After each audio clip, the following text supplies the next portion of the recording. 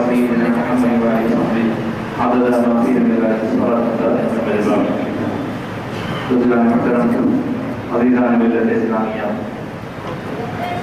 خالق کونین نے ہمیں امت محمدیہ میں پیدا فرمایا ہے اور یہ امت آخری امت ہے کیونکہ ہم آخری نبی کے رسول ہیں، آخری نبی اور آخری رسول کے غلام ہیں. اس اعتبار سے سرکار آخری نبی اور آخری رسول ہیں اور سرکار کے بعد کوئی نبی اور کوئی رسول نہیں آنے والا ہے. اسی لیے ہم کو اللہ تعالیٰ نے سب سے آخری امت بنایا ہے. لیکن آخری امت بنانے کے باوجود پروردگار عالم نے بہترین امت بھی فرمایا خیر کنتم خیر امت اخرجت للناس. تو اب ہماری ذمہ داری یہ ہے کہ اللہ پاک نے ہمیں لوگوں کی رہبری اور رہنمائی کا فریضہ انجام دینے کا ارشاد فرمایا ہے. عالم اسلام میں اس وقت جو بے چینی پھیلی ہوئی ہے، چاروں طرف سب لوگ اچھی طرح جانتے ہیں کہ رسول کائنات صلی اللہ علیہ وسلم کے بارے میں کس طرح کی باتیں یہود و نصارہ کی طرف سے کی جا رہی ہیں اور جو دلالار انداز اختیار کیا گیا ہے، ان باتوں سے بلا شبہ ساری دنیا کے مسلمان بے چین ہیں. لیکن اس بے چینی کے عالم میں ہمیں کیا کرنا ہوگا، ہماری مسجدوں میں کیا کرنا ہوگا، اس پر غور و فکر کرتے ہوئے ہم نے آپ سے پچھلے 3-4 دنوں سے سرکار عالم صلی اللہ علیہ وسلم سے متعلق جو باتیں عرض کی، ان میں یہ بھی ہے کہ ہم اپنے طور پر اپنے بچوں، اپنے نوجوانوں اور اپنی قوم کے لوگوں کو اپنے سرکار، اپنے آقا کے بارے میں زیادہ سے زیادہ جانکاری دیں اور بتائیں کہ حضور کیا ہیں. حضور کو اللہ نے ہمارا آقا بنایا ہے اور ہمیں اللہ نے اس آقا کا غلام بنایا ہے. جب تک ہم یہ بات اچھی طرح نہ سمجھ لیں، دوسروں کو کیا سمجھا سکیں گے. کبھی کبھی ایسا بھی ہوتا ہے کہ ہم سے کوئی پوچھنے والا پوچھتا ہے کہ بھائی تمہارے رسول کیا تھے، تمہارے رسول کے حالات سناؤ. تو ہم میں اکثر ایسے ہوتے ہیں جو بس سرکار کا نام تو جانتے ہیں، حالات سے واقف نہیں ہوتے. حضور پاک علیہ السلام کے بارے میں جو جس نئے انداز سے اعتراضات کیے جاتے ہیں، انہیں اعتراضات کا جواب دینے کا ہمارے اندر حوصلہ نہیں ہوتا. ہاں، کچھ لوگ اس سلسلے میں معلومات حاصل کرتے ہیں ضرور. تو آج کا سب سے اہم ہمارا فریضہ یہ ہے کہ ہم اپنے بال بچوں کو، اپنی اولاد کو، اپنے افراد خاندان کو اور خاص طور سے مسلم قوم کو یہ بتائیں کہ ہم اس رسول کی امتی ہیں جس رسول نے دنیا کو امن دیا، جس رسول نے انسانیت کا ہمیشہ کے لیے بھلا کیا. اور رسول محسن انسانیت ہے، محسن کل انسانیت ہے. سرکار عالم صلی اللہ علیہ وسلم کے بارے میں یہود و نصارہ یعنی عیسائی اور موسیقی قوم کے لوگ جو کچھ کہتے ہیں، اس بات کو ڈیفنس کرنے کے لیے، اپنے ذہن و فکر کو صاف ستھرا رکھنے کے لیے گزشتہ آپ کی خدمت میں ہم نے حضرت ابراہیم علیہ السلام کی اولاد میں جو نبوت پھیلی اور ایک شاخ حضرت اسحاق علیہ السلام کی اور دوسری شاخ حضرت اسماعیل علیہ السلام کی، وہ بنی اسرائیل اور یہ بنی اسماعیل. اور سرکار دو جہاں صلی اللہ علیہ وسلم کو اللہ نے بنی اسرائیل میں نہیں پیدا فرمایا، بنی اسماعیل میں پیدا فرمایا. ان باتوں کی ساری تفصیلات جو آپ کی خدمت میں کی گئی تھی، آج ہم آپ کی خدمت میں یہ بتائیں گے کہ حضور کی آمد سے پہلے سرکار کائنات صلی اللہ علیہ وسلم کے جد کریم، جد مکرم حضرت ابراہیم علیہ السلام کے بیٹوں میں، جیسے کہ ڈسکس کیا گیا تھا، حضرت اسحاق اور ان کے بیٹے یعقوب اور ان کی اولادوں میں ہی سارے دیگر نبی آئے. اور ادھر کی شاخ میں حضرت اسماعیل کی شاخ میں سرکار عالم صلی اللہ علیہ وسلم حضرت اسماعیل کے بعد نبی ہے، سب سے آخری نبی حکومت میں تشریف لائے. تو ان لوگوں نے جلن اور حسد کے طور پر بہت کچھ حضور کو ستانا چاہا. حضور کی آمد کے بعد حضور قریب آنے سے اپنے آپ کو روکے رکھے حسد کی وجہ سے. حقیقت یہ ہے کہ ان کی ساری کتابوں میں سرکار دو عالم صلی اللہ علیہ وسلم کی آمد کے، حضور کے بارے میں، حضور کی صفات، حضور کی کیفیات، نہ صرف یہ کہ حضور کی بات، حضور کی کیفیات، بلکہ حضور پاک علیہ السلام کے صحابہ کرام کے حالات تک اس میں لکھے ہوئے ہیں، امت کے خصوصیات تک اس میں لکھے ہوئے تھے. تو ان لوگوں نے جان بوجھ کر اپنے آپ کو گمراہی میں ڈال لیا. تو آپ کی خدمت میں 2-3 واقعات بڑی تیزی کے ساتھ عرض کروں گا، اس سے آپ کو اندازہ ہوگا کہ آج کے لوگ اگر انکار کر رہے ہیں تو ایسے انکار کرنے والے اس زمانے میں بھی تھے، لیکن ہماری ذمہ داری یہ ہے کہ ہم غیروں تک بات پہنچائیں کہ دیکھو ہمارے رسول کا ذکر تمہاری کتابوں میں موجود ہے۔ آج کی موجودہ کتابوں بہت الٹ پلٹ ہونے کے باوجود ہمارے آقا کا ذکر ان کی کتابوں میں آج بھی موجود ہے، وہ سب جانتے ہیں، لیکن ہٹ کر کی ضد کے طور پر تو نہ ماننے والے سرکار عہد کے اہل شریف میں بھی موجود تھے، اور کچھ ماننے والے اس وقت ہی مان لیے، یہودی تھے، عیسائی تھے، لیکن انہوں نے جب سچائی کو دیکھا تو سرکار کی خدمت میں حاضر ہو کر غلام بننا اپنے آپ کو شرف پانا سمجھ لیا اور ان کی خدمت میں آ کر مسلمان ہو گئے۔ تو آج بھی اگر ہم صحیح انداز سے اپنی بات لوگوں تک پہنچائیں گے تو کچھ جب نہیں کہ مخالفت کرنے والے مخالفت کریں گے، لیکن سچائی سے جب واقعیت حاصل ہوگی تو پھر اس کے بعد ہوگا یہ کہ وہ لوگ اسلام کی طرف بڑھ سکتے ہیں۔ اگر اسلام کی طرف وہ نبی بنے تو کم سے کم ان کی غلط فہمی دور ہو جائے کہ سرکار کے بارے میں جو کچھ ان کی رائے ہے۔ مجھے آج یہ بات بھی اس سے پہلے بھی معلوم ہوا تھا، کوئی ایک صاحب ہے، وہ بہت بڑے غیر مسلموں کے بہت اونچے درجے کے وہ شنکراچاریہ والا کچھ ہے، تو وہ صاحب نے ساری دنیا میں جو کچھ ٹیررزم پھیل رہا ہے اس کی ذمہ داری مسلمانوں پر تھوپتے ہوئے مسلمانوں کا مذہب، دین، قرآن اور قرآن کی تعلیمات اس کو ذمہ دار ٹھہرا کر کتاب لکھی اور کہا صاحب یہ ساری دنیا میں جتنی بدامنی پھیلی ہوئی ہے یہ سب قرآن کی وجہ سے، لکھ دیا اور کتاب پھیلے رہی۔ لیکن کسی نے ان سے مل کر قرآن مجید کی ترجمانی والا کوئی نسخہ انہیں دیا اور کہا کہ صاحب آپ نے جو کچھ لکھا ہے ہو سکتا ہے نادانی میں لکھ دیا ہوگا، انجانے میں لکھ دیا ہوگا، بغیر جانے بوجھے لکھ دیا ہوگا، اب آپ کی خدمت میں ہم یہ پیش کر رہے ہیں، آپ اس کو پڑھیے، قرآن کو پڑھیے اور اسلام کو اچھی طرح سمجھیے، اس کے بعد بھی آپ اپنی رائے کا اظہار کیجیے۔ وہ کہتے ہیں کہ وہ صاحب موصوف جو پہلے بڑے شد و حد کے ساتھ اسلام کو اس کا ذمہ دار ٹھہرائے تھے، انہوں نے کتاب اپنی پہلے لکھ دی تھی اسلام اور مسلمان کے خلاف، قرآن کے خلاف، مگر پھر کیا ہوا جب ان کو قرآن دیا گیا، جب ان کو اسلامی تعلیمات کا غور و فکر کرنے کی دعوت دی گئی تو وہ صاحب بڑے غور سے قرآن کا مطالعہ کرنے لگے اور اس کے بعد سیرت پاک کی روشنیوں سے واقف ہونے لگے، تو اس کے بعد ان کو احساس ہوا کہ نہیں مجھ سے بہت بڑی غلطی ہوئی، حالانکہ ابھی بھی وہی انہوں اپنے پرانے مذہب میں ہی ہیں، غیر مسلموں کے بہت بڑے شنکراچاریہ ہیں، میں غلطی پر تھا، میں نے غلطی میں جوش میں آ کر مسلمانوں اور اسلام اور قرآن کے خلاف لکھ دیا، اب جب میں اسلام کا مطالعہ کر رہا ہوں، اب جب میں پیغمبر اسلام محمد رسول اللہ صلی اللہ علیہ وسلم کی سیرت کا مطالعہ کر رہا ہوں تو مجھے جگہ جگہ یہ احساس ہو رہا ہے کہ یہ لوگ بدعملی پھیلانے والے نہیں، یہ لوگ تو امن کو پھیلانے والے ہیں۔ اب یہ کیا کیا انہوں نے کہا کہ میں نے جو کتاب لکھی تھی پتہ نہیں کتوں کے پاس پہنچ گئی، تو لہٰذا انہوں نے پھر کتاب لکھی اور اس کتاب میں اسلام کے متعلق صحیح معلومات دے کر انہوں نے اپنی پچھلی کتابوں میں لکھی ہوئی باتوں سے گویا سے ایک طرح سے توبہ کی اور کہا کہ صاحب میں نے جو پہلے لکھا تھا وہ غلط لکھا تھا، بغیر اسلام کو سمجھے لکھا تھا، اب جب میں نے اسلام کو سمجھا ہے تو اس نتیجے پہ پہنچا ہوں کہ اسلام بدعملی پھیلانے والا نہیں بلکہ اسلام کی تعلیمات کو سراسر انسانیت کے فروغ اور انسانیت کو احسان پہنچانے والی اور انسانیت کا بھلا کرنے والی۔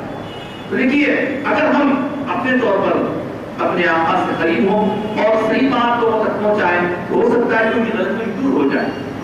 ہمارے ضلع میں بہت سے ایسے ہیں جو دوری سے یہ سمجھ رہے ہیں کہ بھائی یہ سب لڑے جھگڑے والے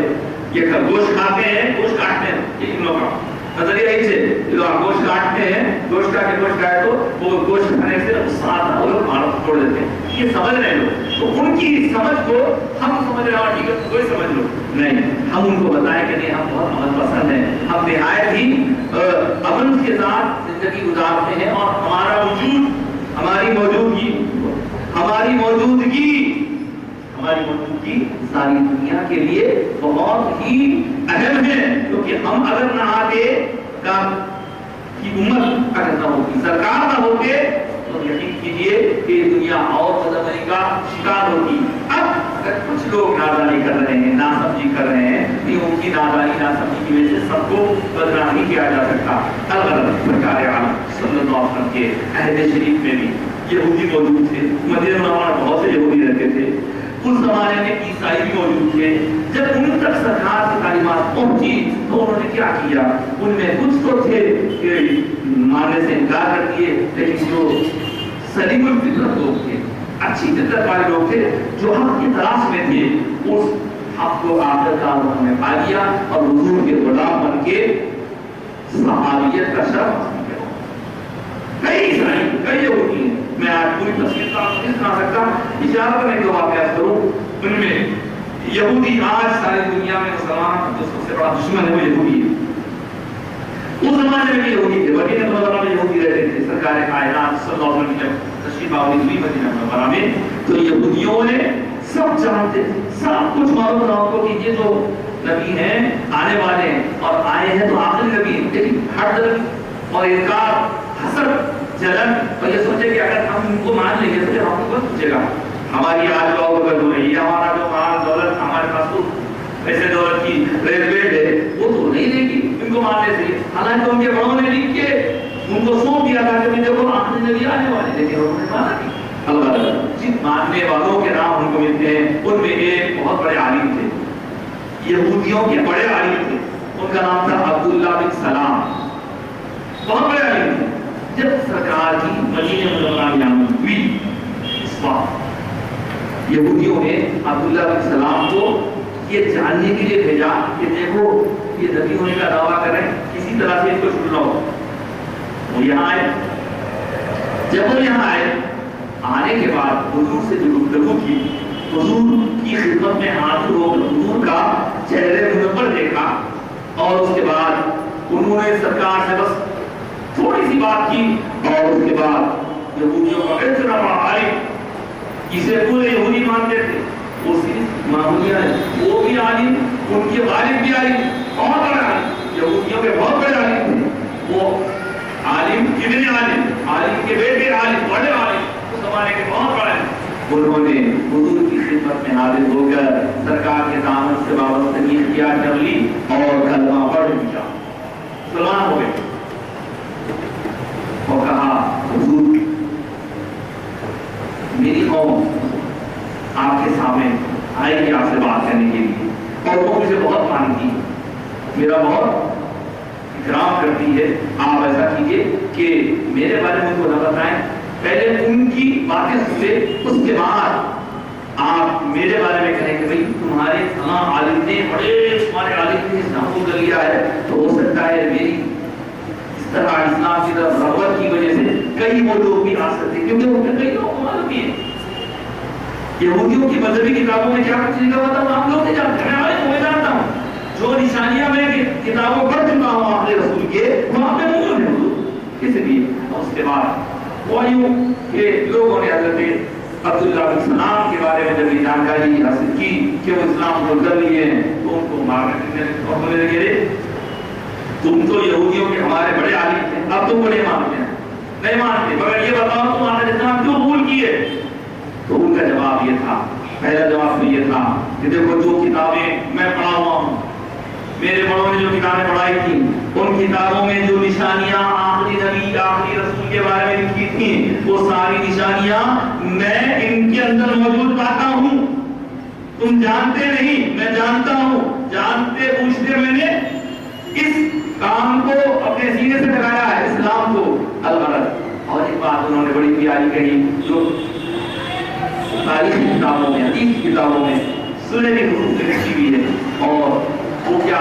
لوگوں نے کہا کہ تم اتنا جلدی کیوں کیے؟ ارے ذرا سوچتے، ذرا ہم کو بتاتے، ہم نے تو تمہیں ان کی مخالفت کرنے کے لیے بھیجا تھا، تم نے اسلام قبول کر لیا۔ تو حضرت عبداللہ بن سلام نے جواب کیا دیا، کہنے لگے کہ دیکھو جب میں وہاں گیا تو جو بول اس ذات اقدس کی زبان مبارک سے نکل رہے تھے،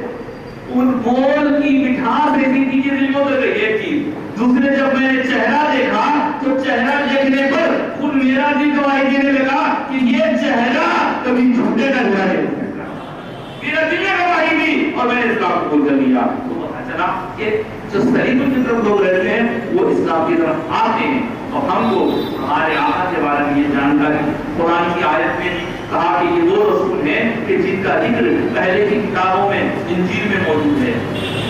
यहूदियों की किताब तौरात में मौजूद है, उन किताबों में सरकार का जिक्र मौजूद है। अगर कोई नहीं मानता है तो हम तो मानते हैं, और उनमें भी लोग से लोग मानते हैं। और एक बार ये हज़रत सलाम का वाक़या है, उन्होंने कहा कि मैं जब में हाजिर हुआ तो दूर में उस वक्त इरशाद फरमाया सलाम वो करवाया, लोगों आपस में सलाम को आम करो, यानी अपने मिलने जुलने वालों में जो जान पहचान का है, तो जो जान पहचान का नहीं है उसको भी सलाम करते रहो ताकि सलाम को रिवाज दो। तो हम इस इरशाद पाक की रोशनी में हर एक को सलाम करें। सलाम क्या है? एक तरह से दुआ देना है कि अल्लाह को सलामत रखे, पर अल्लाह की रहमत हो, पर अल्लाह की बरकत हो, ये सलाम करना। और हमको भी सलाम के जवाब देने का भी हुक्म है इस तरह। और दूसरी बात, अब लोगों को खाना खिलाओ, भूखों को पेट भरो हज़रत सलाम ने। और उसकी तीसरी बात यह है कि रात में क़ियाम करो, इबादत करो, जबकि लोग हालत नियाम यानी सोने की हालत को बराबर की इबादत करो। तो ये चंद कलिमात थे जो हज़रत सलाम ने सुने और उसका चेहरे मुनव्वर देख के उनके दिल में असर हुआ और उन्होंने इस्लाम कबूल कर लिया। इस तरह और भी बहुत से हज़रात हैं। एक नाम मैं आपको अर्ज़ करूं, एक है सलमान फारसी रज़ियल्लाहु ताला। ये सलमान फारसी, फारस किसको बोलते हैं? आपको मालूम है, आज हम फारसी लफ्ज़ सुनते हैं, ये फारसी कहाँ की बोली है? ये दरअसल ईरान जिसको आज हम कहते हैं उसको पहले पर्शिया बोलते थे, और वहाँ की ज़बान पर्शियन, उसको फारस बोलते थे, और आज वहाँ की ज़बान फारसी कहलाती है। ये हज़रत सलमान फारसी जो हुजूर के सहाबा में बहुत ऊंचा मर्तबा रखते हैं, बहुत बड़ी उनकी शान है, और सहाबा किराम में एक उनका खास मकाम है। ये फारस से वहाँ कैसे सरकार के पास पहुंचे? वो फारसी थे ना, वो फारसी थे। फारसी आदमी ईरान से सरकार की खिदमत में हाजिर कैसे हुए और उनको दरमियान में कैसे हालात का सामना करना पड़ा, और सरकार की खिदमत में हाजिर होकर उन्होंने इस्लाम कैसे कबूल किया, वो इतने जबरदस्त तफसीलात हैं कि अगर खाली हज़रत सलमान फारसी का वाक़या ही आपके सामने रख दिया जाए तो एक जुमे का बयान हो जाए। और इतना ईमान अफरोज वाक़या है साहब कि आप सुनेंगे तो आपके दिल में ईमान पैदा हो जाए। और ये वाक़ई क्या, और उन्होंने कई मुकामात पर यानी कई सफर किए, और आपकी उम्र 150 साल से ज़्यादा थी, 150 साल से ज़्यादा थी आपकी उम्र। बहरहाल ये सलमान फारसी के वाक़े को सुनने पर भी पता चलता है हमें कि अल्लाह ने जो फरमाया कि ये वो नबी है जिसका जिक्र मुबारक तौरात और इंजील में है, तो हुजूर की आमद से पहले से ये तलाश कर रहे हैं हुजूर को, ढूंढते एक के बाद गए, वहां से दूसरे के बाद गए, वहां से तीसरे के बाद गए, घूम के आखिरकार हुजूर की खिदमत में हाजिर हुए। आकर पहले वालों ने उनको जो निशानियां बताई थी उन निशानियों को सामने रखकर चाहने लगे, लेकिन कुर्बान जाए मोहम्मद रसूलुल्लाह की शान के, तो हुजूर ने खुद फरमाया सलमान तुम इसलिए आए हो, तुम ये ले। तो उन्होंने सरकार की बात अल्लाह ने चाहा तो आने वाले तुम्हें मैं हज़रत सलमान फारसी का पूरा वाक़या सुनाऊंगा ताकि आपको मालूम हो, आपकी इल्म में इजाफा हो कि किस तरह सहाबा किराम दूर से हक को कबूल करने के लिए सरकार की खिदमत में हाजिर हुए, कितने मुश्किलात उठाकर हाजिर हुए, और फिर वहां आने के बाद हुजूर की खिदमत में आने पर उन्हें क्या सुकून मिला, कैसी राहत मिली, और हुजूर के सदक़े में वो क्या थे, पहले क्या थे, और हुजूर के सदक़े में उसके बाद वो क्या बन गए। इंशाअल्लाह इस पर गौर करेंगे। आज की गुफ्तगू मैं खत्म कर रहा हूँ, और ये बताते हुए कि आज का दौर दूसरों को जवाब देने से ज्यादा अपने आप को सरकार के जिक्र पाक से मुनव्वर करने का है। और अगर हमने अपने आका को नहीं माना, अगर हमने अपने सरकार को नहीं माना, अपने सरकार के बारे में जानकारी हासिल नहीं की, देखता हूँ मैं कॉलेजेस में बच्चों से पूछता हूँ, नौजवानों से, तो बच्चों को सब मालूम है कौन किसकी बहू है, किसका कौन फैक्टर की बहू का नाम क्या है, उसके बेटे का नाम क्या है, सब मालूम है। नहीं मालूम तो सरकार के अम्मी का नाम नहीं मालूम, सरकार के बाबा का नाम नहीं मालूम, सरकार के चाचा का नाम नहीं मालूम। तो इस तरह अगर हुजूर के बारे में हम नहीं जानेंगे तो कौन जानेगा। इसलिए हमारी जिम्मेदारी है, मैं ये सिर्फ यहाँ खड़े खड़े जोश में कर रहा हूँ, आप देख रहे हैं पिछले 3-4 दिनों से मैं अपना मौजूद सिर्फ हुजूर की ज़ात गिरामी के मुताबिक करने की साथ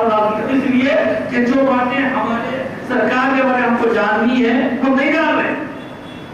ہم اپنے سرکار کے بارے میں جانے کہ حضور ہے کیا، حضور کو اللہ نے کس شان سے نوازا ہے، وہ جانے اور اپنے ایمان کو تازہ کریں. اور رات سوال جو لوگ جو کچھ کر رہے ہیں ان کی سزا اللہ بھی دے گا، اور جب موقع ملے گا اس کا جو کچھ کرنا ہے کریں گے. لیکن فی الحال ہمیں اپنے آقا سے اپنے تعلق سے محبت کو اور رشتے غلامی کو، اطاعت کے رشتے کو، فرمانبرداری کے رشتے کو مضبوط سے مضبوط تر کرنے کی ضرورت ہے. اللہ مجھے اور آپ کو سرکار کی غلاموں میں وفادار غلام بنائے. حضور کے صدقے میں اللہ تعالیٰ ہماری ساری تمام ضرورت کو منظور فرمائے. آمین یا رب العالمین. وآخر دعوانا الحمدللہ رب العالمین. آپ کا آپریشن گھر پہ کوئی مدد کرنے والا نہیں ہے صاحب، ٹھیک ہے آپ